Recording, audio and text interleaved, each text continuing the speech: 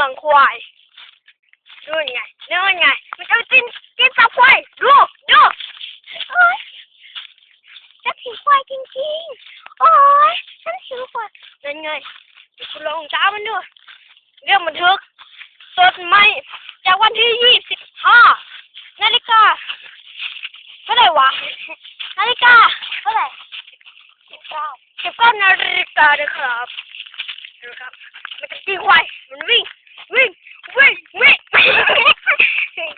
มันก็หยุดแล้วค่ะมันก็หันหน้ามาโอ้โหมันเป็นตัวหิวควายดูแค่ควายเขาค่ะแล้วนี่มันก็หันหน้าไปข้างแล้วถ้าทางหิวโหย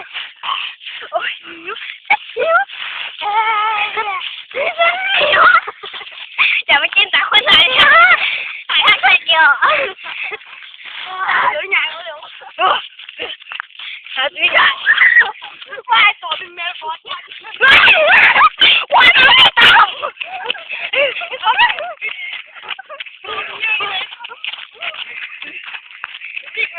ไม่ไงขนาดนั้นนะนี่ไงคนเลี้ยงควายแต่คนใส่เสื้อสีเหลืองจะไม่กินควายเอาดูค่ะเดินไปตามควายไปกินควายตัวเดียวยังไงควายยิงควายแกนควายนี่ต้องอะไรสวยน่ารักเอาเลยค่ะหิวไม่กินยังกินมันไม่ได้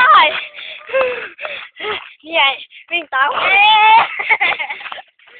แม่บอกคนหันหน้ามานะง่ายหันหน้ามานั่นไงคนเลี้ยงควายเดี๋ยวคน